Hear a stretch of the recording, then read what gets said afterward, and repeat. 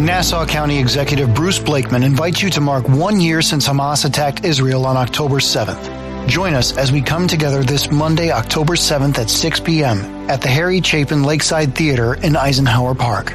Let's stand together in solidarity with Israel and those held hostage Monday, October 7th, 6 p.m. at Eisenhower Park.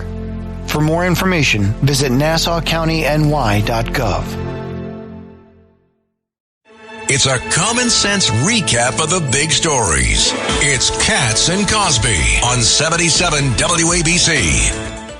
We have a member of our company that's getting combat pay. Oh my God, Sid Rosenberg deserves it, and he is over there in Israel. He joins us now live right there from the front lines. Sid, take it away. Fill us in on what's going over there in Israel. Well, it was another battered day here, John, Rita, Judge, the whole crew in there. It started early for us. We made our way early this morning before we even got on the air down to the Dead Sea and the Jordan River. And you guys, of course, know that when these idiots, these animals who run the streets in New York, these morons who scream from the river to the sea, they really have no idea what river they're talking about. It could be the Hudson River, it could be the Nile River, they don't know. But I was actually at the river this morning that these idiots are talking about, the Jordan River. And it's an amazing sight because as I stood on the Israeli side of the Jordan River, and Curtis can tell you this too, it's only a couple of feet, like literally a couple of feet to the other side of the Jordan River, and now you're in Jordan instead of Israel. I'm talking about a couple of feet, that's it. But it's a holy body of water, as you guys know. Christians come from all over the world. Russians love it. They baptize their children right there in that water. Joshua, of course, who took over after Moses, that's what he parted. He parted that water, had the Jews walk from Jordan to Israel. So an amazing educational morning here in Israel. Then I got to Jerusalem, and we did our second show from JNS Studios. And it's the week continues to be somber because of yesterday, of course, being October the 7th here in Israel. And folks are waiting here, guys, for what Bibi Netanyahu is going to do next. We know now that the rumors of that earthquake might, in fact, be a nuclear bomb that was tested rather than an earthquake. I think Iran at this point is desperate and embarrassed. I think Bibi knows he's running out of time just in case. And the mullahs are hiding out. And the terrorist leaders and the mullahs are hiding out because they don't know when the Israelis are going to hit them again. No, you're exactly right. They're scared to death. John, to your point, you're exactly right. They are scared to death. Now, I'll tell you what, John.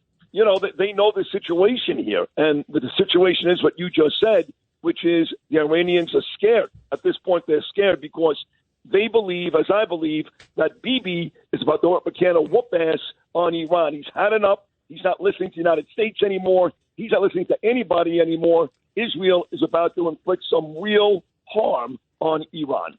Is Alan Dershowitz on? Yep. Bring him on, too. Let's bring him on. We're the same club here. Yeah, we love this. We've got Professor Alan Dershowitz. What do you think is ahead? We've got Sid there live in Israel. Professor Dershowitz, what do you think is going to be Israel's next move? First, I feel safer with Sid in Israel. That's a good thing. Second, here's my speculation. I'm not sure Israel has the capacity to destroy Iran's nuclear facilities, particularly those buried deep into the mountains, alone without the support of the United States. Here's my speculation. The United States said it would offer Israel a lot not to bomb the Iranian nuclear reactor. I suspect that Israel may have offered them in a year to come. Now, who knows who will be the president in a year to come, but in a year to come, the bunker-busting bombs that would allow it to destroy the reactors if Iran comes closer to developing the nuclear weapons. In other words, what the United States may have offered Netanyahu or Israel, because it's really country to country, is don't do it now. You can't do it alone. You may fail. You may destroy a few of their above-ground facilities, but you can't get there deep in the mountain facilities. But if you withhold now and they come closer, we guarantee you that we will give you the ability, and maybe even join with you, but probably just give you the ability to do it. Now, should Israel trust the United States? No. Who knows who's going to be in office a year from now? It could be Harris. It could be Trump. We don't know. So Israel has to take a chance. And don't know. I think the decision is largely a military one. And none of us knows the answer to the question whether Israel alone can really set back the Iranian nuclear program more than a year or two.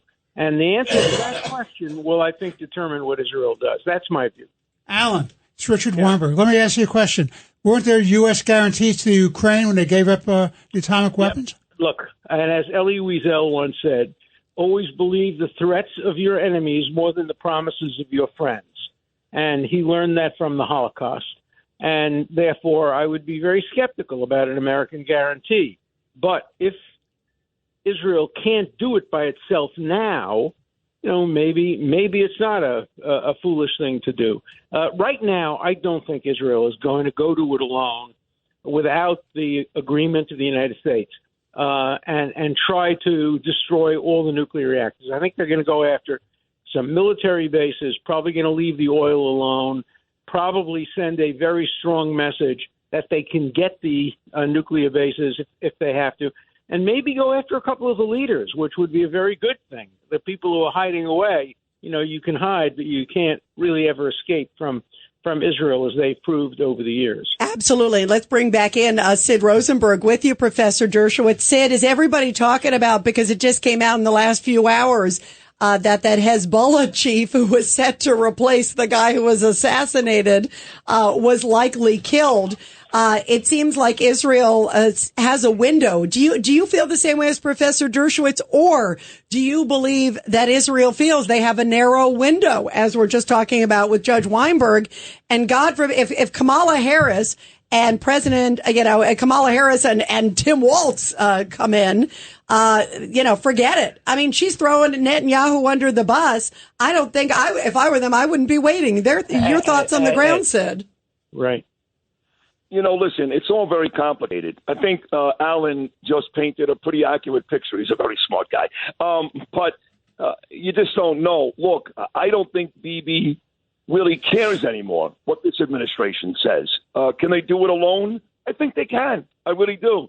And, he's waited and waited. And there are folks in Israel here that I talk to every day that believe that some of these hostages are dead because Bibi waited around and didn't do what he wanted to do. Instead, he waited for the United States. They believe here that they can do it alone. They want to see Bibi go ahead and take out the nuclear reactors, blow up the oil fields. They don't care anymore what Biden or Harris says. But listen, maybe Alan's right. Maybe the truth is Bibi does need the United States. The thought here is Bibi will move alone, and that eventually the United States will come around if this administration wins again and maybe even join Israel with ground troops and do something. I don't think that will happen. I don't think that will happen. They want to start it now. All right, let's go to Professor Dershowitz. Your reaction? Well, I don't think they're going to send in ground troops. I think the best they'll do is help them with refueling. Remember, Israel has very old Boeing refueling jets, and they're not up to par for doing this as best as possible. They will have new refueling jets in a couple of years. And so, Israel may decide to wait. I don't think they're going to do it as any favors to Netanyahu. You saw, to Biden. You saw in today's news that Woodward has written a book called War, I think. Yeah, I saw that. He discloses Biden calling Netanyahu an effing this and an effing that and saying what a terrible, horrible man he is. And, Woodward is clearly a left-leaning Democrat writer, and he probably would not have written that without the implicit approval of Biden. So, Biden and Netanyahu, there's no love lost between them at all. And you talk about the Harris administration with Walz. It's not just the Harris and Walz administration. If they get elected, it's the Obama-Harris-Walz administration. Absolutely. And Obama will be calling the shots on Iran. And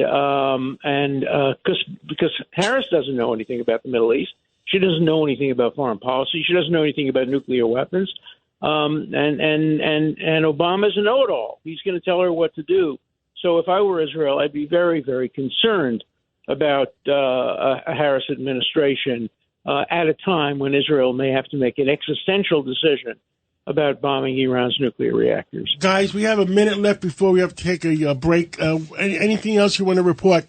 Any report, Sid, on the report of the quasi-earthquake, maybe underground test in Iran Saturday night?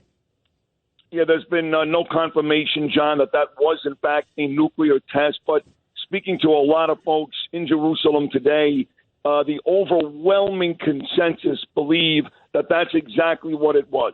Look, don't forget, Blinken said back in July they're a week or two away into October. So the consensus here is that was in fact a nuclear test and not an earthquake or an accident. Well, I can tell you one thing. Within 10 days, Israel will know exactly what it was. And I don't know if we'll still be guessing, but the Israeli military will not be guessing. They will know with 100% certainty exactly what it was. Guys, thank you. Thank you both. Stay safe, and we'll talk to you tomorrow. Thank you, guys. Thank you, guys. Thank you.